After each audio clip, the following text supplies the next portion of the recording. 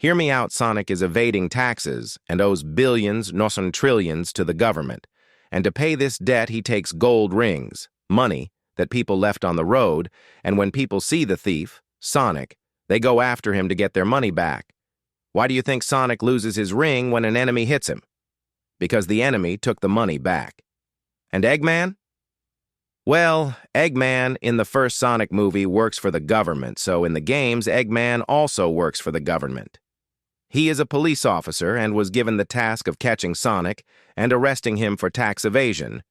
But then Tails and Knuckles appear, Sonic's two henchmen and partners in crime who rob people to make Sonic finally pay his taxes.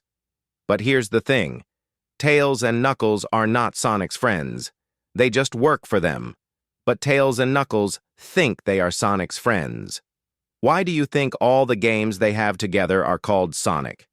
Like Sonic Heroes, Sonic and Knuckles and etc. only have that name because he was forced to use it. So much so that Sonic manipulated Tails by pretending to feel sorry for him being bullied in Tails' tribe, when in the game he lets Tails die and doesn't even feel sorry. And Sonic tried to steal the emerald that Knuckles was saving to pay the tax, but Knuckles didn't like it and went after him. But since Sonic is a manipulative bastard, he made Knuckles join Sonic's side. Anyway, Eggman, seeing this, decided to create a clone of Sonic to serve as a sniffer dog to locate Sonic and arrest him. Why do you think Eggman wants to capture Sonic so much? Because Eggman is a good guy and is just doing his job, Metal Sonic too. But since he couldn't even capture that scoundrel with Metal Sonic, he decided to create more and more robots, and that's when his inventions and mechas that we see in the future games. Speaking of the movie, in Movie 1, Sonic is seen changing places because the police are after him. He went from Green Hill Zone to that little town there, and he is seen living in a kind of cave. And what's in there? Things stolen from other people. Since now he is a refugee and wanted by the police, so much so that in Movie 1 he is actually pursued by the police for his crimes of tax evasion and causing destruction to the city's light poles. But as always, Sonic manages to manipulate the corrupt police officer, making him adopt Sonego and his henchmen in the other movies.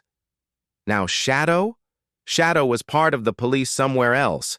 If you doubt it, remember that Shadow in the third movie is being guarded by the government because he is part of the government.